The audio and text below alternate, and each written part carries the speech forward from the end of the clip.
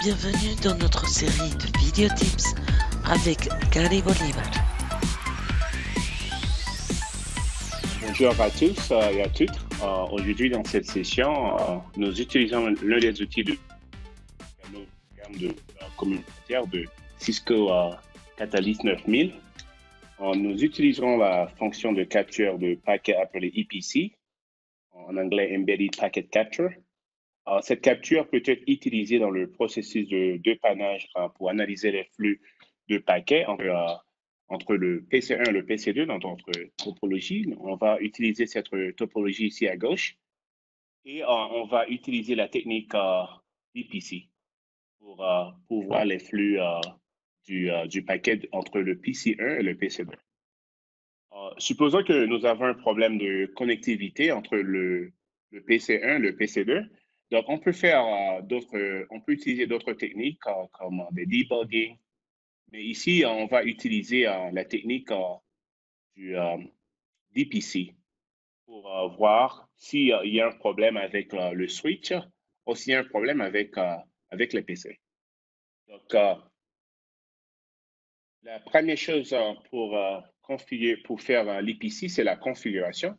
Donc, pour la configuration, on va utiliser le Catalyst 9500. Donc, je suis en train d'utiliser la version que j'utilise, c'est la version 16.12.01. Donc, toutes les versions du Catalyst 9500, l'iOS XE, toutes les versions de l'iOS XE supportent la capture d'EPC. Donc, la première étape, c'est de configurer la capture. Donc, ici, on va configurer ça avec Monitor Capture. Après, on peut donner ça un nom. Donc, dans ce cas-là, je veux utiliser le nom TAC-IN. Ensuite, je vais faire la première capture dans l'interface 10Gig101. Donc, la direction va être dans la direction IN, dans la direction entrée. Donc, et puis, on va utiliser l'interface 10Gig101 et la direction. Et on va capturer tous les types de paquets matching. Et comme on va sauvegarder ça dans le buffer, on va utiliser le buffer size. On va donner ça à 10 MB de manière circulaire. Donc, ça, c'est la première étape, c'est de configurer ça. La deuxième étape, c'est de vérifier l'état de la capture de paquet. Donc, on peut utiliser commande show monitor capture le nom.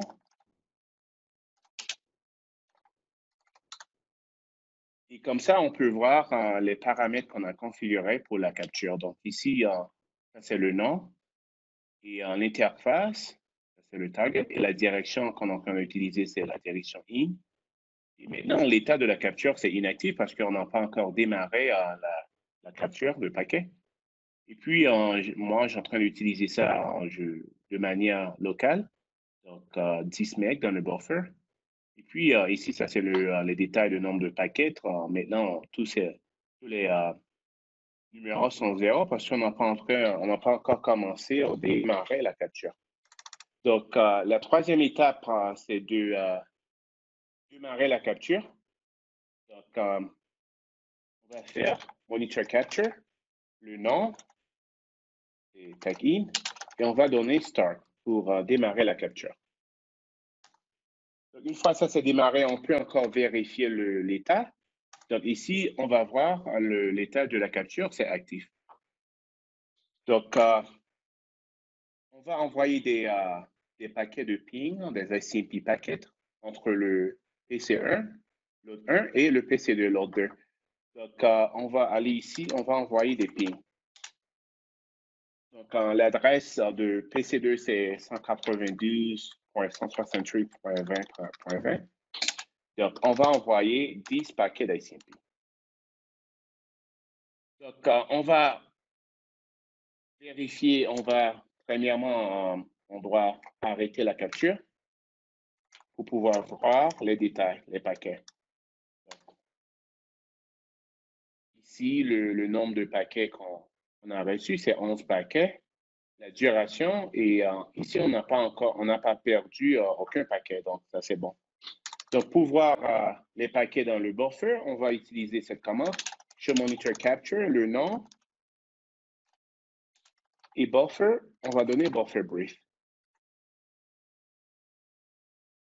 Et ici, on peut voir les informations, les détails de chaque paquet d'ICP. Donc, le PC1, l'adresse, l'IP d'adresse, c'est 192.168.10.10. Donc, on peut voir ça ici. Et on peut voir notre target, c'est 192.168.20. On peut voir qu'on est en train de recevoir les paquets dans l'interface TenGig 101. Donc, l'autre chose qu'on va faire, c'est de faire une autre capture de la direction de sortie. On va faire ça dans l'interface TenGig 102. Mais cette fois, je vais sauvegarder le capture de manière locale. Donc, on va premièrement faire l'autre capture. On va donner ça un autre nom. Donc, monitor capture, l'autre nom, on va donner ça tag out. Et l'interface, on va utiliser, c'est l'interface TenGig 102. Et la direction. Et ici, on va sauvegarder ça de manière locale. On va sauvegarder ça dans la flash. On va donner ça le même nom, tag out.pcap. L'extension .pcap, c'est une extension qu'on peut utiliser pour voir le paquet dans Wireshark, dans l'application de Wireshark. Et ici, on va faire la même chose. On va faire un match any. On veut voir tous les types de paquets.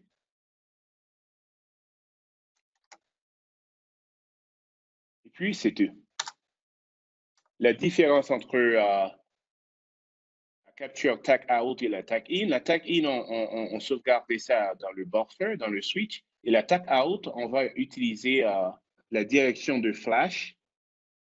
Et on peut exporter cette tag out.pcap et on peut exporter ça dans notre serveur de TFTP. Et après, on peut voir ça sur Wireshark. Ça, c'est la différence entre la première capture et la deuxième capture.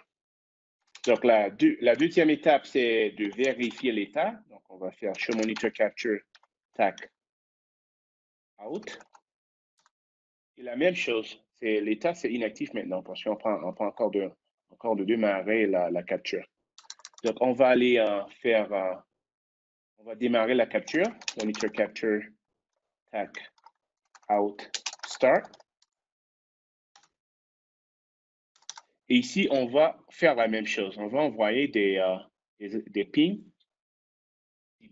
Donc, on va envoyer, cette fois, là, on va envoyer 20 paquets. OK. Donc, on va arrêter la capture tag out.